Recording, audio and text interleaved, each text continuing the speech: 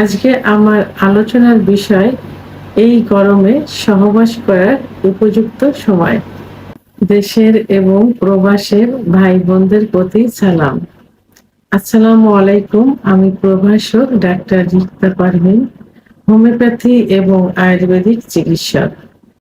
আজকে সম্পূর্ণ একটি বিপরীতধর্মী ভিডিও নিয়ে সামনে আসছি।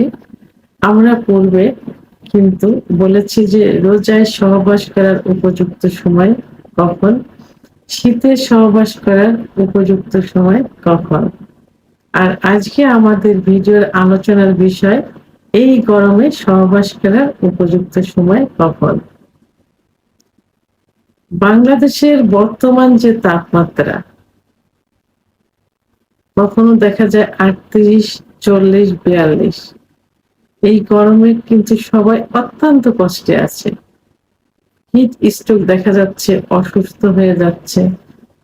আসলে আমরা অধিকাংশই কিন্তু মধ্যবিত্ত, সবাই শহরে থাকে না, সবাই বিত্তশালী না যে সবারই এসি থাকবে।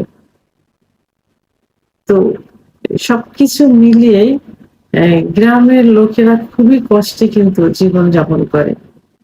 অনেক সময় দেখা যায় যে অ্যাবিলিটি থাকা সত্ত্বেও কিন্তু গ্রামে এসি ব্যবহার করা সম্ভব হয় না।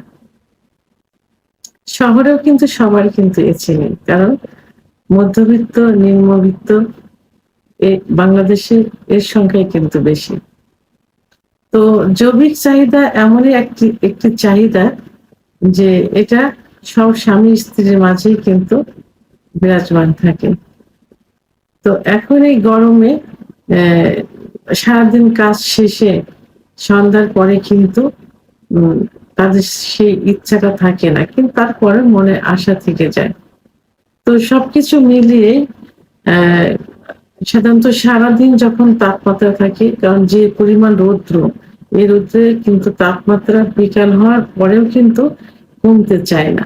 সন্ধ্যার পরে ধীরে ধীরে একটু কমতে থাকে এই গরমের ভাবটা।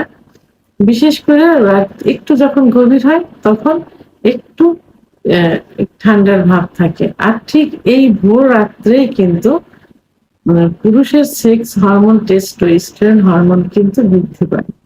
অর্থাৎ পুরুষের যদি সেক্স হরমোন টেস্টোস্টেরন হরমোনের মাত্রা লেভেলে থাকে, তাহলে রাত্রে 5 ঘন্টা ঘুমোলে ভোর রাতের 15% হরমোন বেড়ে যায়।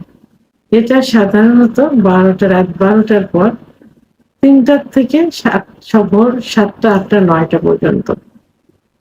তো এই যে এই সময়টা যদি যারা মুসলমান, তারা এই ভোর রাত্রে তাহাজ্জুদের নামাজ শেষ করে যৌন মিলন সম্পন্ন করে ফরজ গোসল শেষ কমপ্লিট করে যদি ফজরের নামাজ আদায় করেন, তাহলে কিন্তু অত্যন্ত মনোরম একটা পরিবেশ তৈরি হয় এবং নিজেদেরও খুব ভালো লাগে, রিল্যাক্সে থাকা যায়। সারাদিন কিন্তু কাজে কর্মে মন বসবে। তো আর যারা বিপরীত ধর্মী, অন্য ধর্মের হয়ে থাকে, তারাও সাধারণত প্রার্থনা করার জন্য, উপাসনা করার জন্য ভোর রাত্রে ওঠেন। তাদেরও এই সময়টা কিন্তু উপযুক্ত একটা সময়।